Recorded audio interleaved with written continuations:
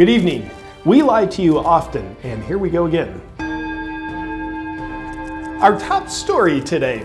President Biden is turning heads with his impressive performance of speaking and intelligence at his recent town hall in Wisconsin, hosted by the always trustworthy CNN, our cisgendered sister company. In this clip, you can see President Biden claiming there was no vaccine when he entered office on January 20th. The vaccine, which we didn't have when we came into office. At first glance, Joe's claim seems to run contrary to reality and his own life experience, as he received a dose of the vaccine on December 21st, 1 month prior to taking office.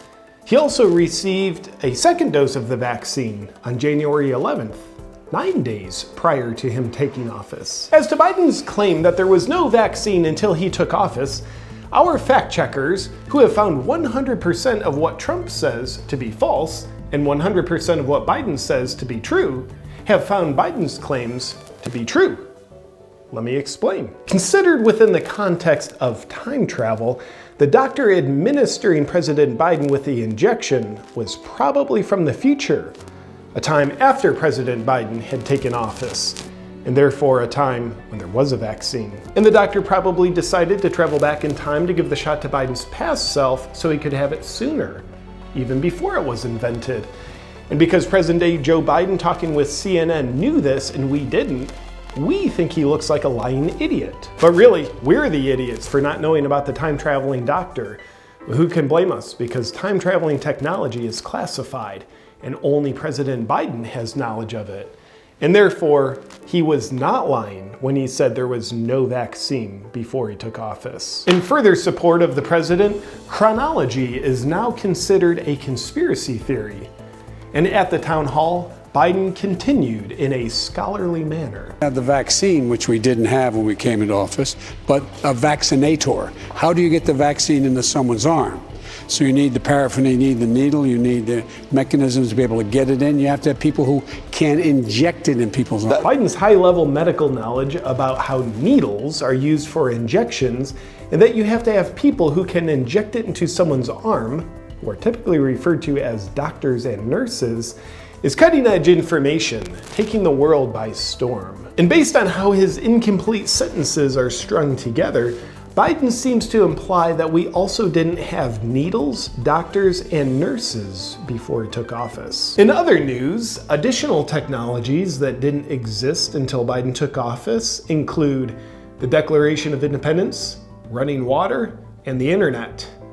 We are grateful that Biden ushered these things into existence with his bare hands that are heavily sanitized. This just in! Hi, Americans! People in other countries are literally laughing at us. And at the town hall, when asked a question about racial disparities in vaccines, Biden had this to say. Not everybody in the community, in the Hispanic and the African American community, particularly in rural areas that are distant and or inner city districts, know how to get online to determine how to get in line for that COVID vaccination. What a statement of racial unity. President Biden said out loud that not all blacks and Hispanics know how to get online and use the internet. We think it's nice that President Biden, as a white man, is willing to take the time to point out that not all blacks and Hispanics know how to use the internet. However, some conspiracy theorists are suggesting that President Biden's comments are racist. Well, we'd like to point out the facts to you. President Biden in no way exudes racist tendencies, unless he's speaking his own thoughts or acting on his own accord. We'd also like to remind you that we at the news have sold you on a year-long narrative that not only is Biden not racist, he's the answer to racial unity. Mr. Inclusive, if you will. And you believe that? That, of course, isn't a false reality written as a deceptive campaign strategy to manipulate good people into supporting him. It's based on truth.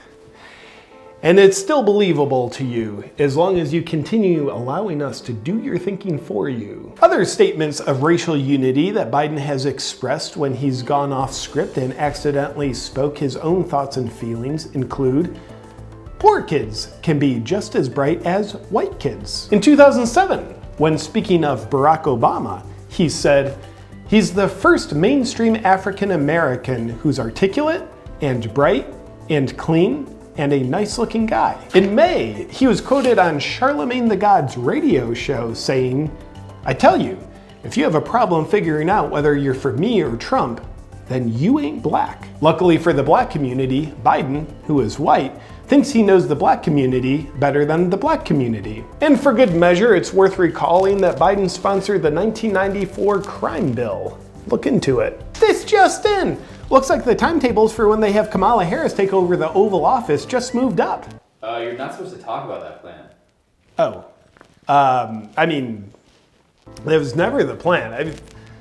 Biden's fully expected to have a strong, robust, mentally sharp 4 years in office. Like, seriously, I mean, 8 years, really. During the town hall, in an act of bravery, President Biden stood within 45 feet of another human being. And when speaking of the leader of the Chinese Communist Party, Xi Jinping, President Biden had this to say. And so the idea, I'm not going to speak out against what he's doing in Hong Kong, what he's doing with the Uyghurs in western mountains of China, and Taiwan trying to end the one China policy by making it forceful. I said, and by the he said he gets it. Culturally, there are different norms at each country, and their leaders are expected to follow. The Chinese Communist Party has over 3 million Uyghur Muslims in concentration camps, and they're committing genocide against them. In the concentration camps, the Uyghurs are subject to rape, torture, forced abortions, forced sterilizations, forced labor, and murder. This is the Chinese Communist Party committing genocide. And President Biden is strong enough as a leader that he refuses to speak out against it, saying those are simply cultural differences. Wait, is that really what he said about it? Roll the tape again.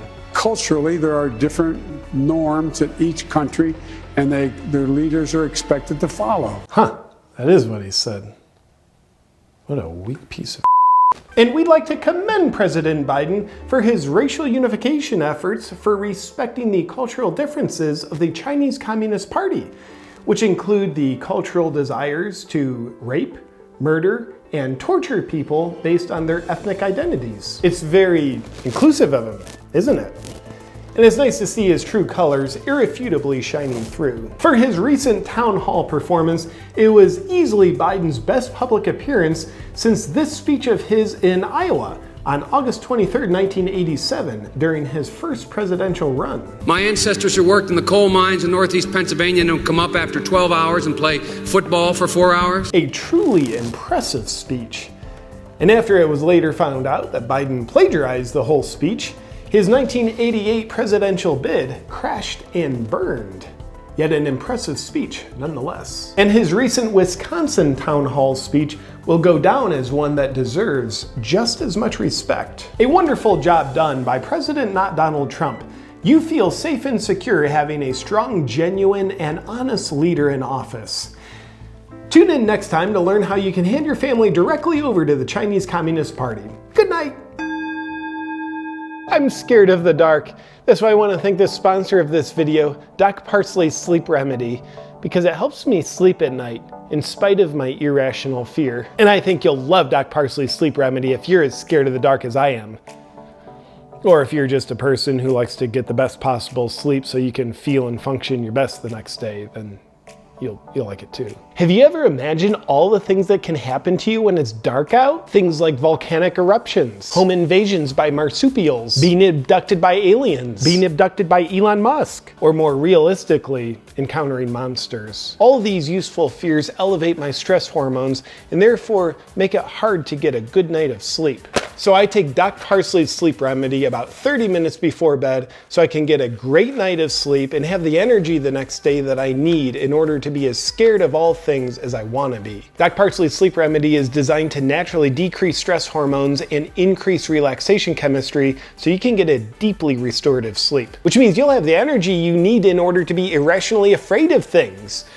or however you find purpose in life. It'll give you energy to do that too. It's made with a blend of natural ingredients like vitamins, minerals, and amino acids, so it fits in perfectly with your natural lifestyle. It comes in capsule form, apple cinnamon, and berry sleepy time for kids. That's the one I take, because it fits my level of emotional maturity. If you want to join me in maximizing the quality of your sleep and the benefits of your sleep, then just go to docparsley.com/JP to get your Doc Parsley sleep remedy. Can we turn the lights on now?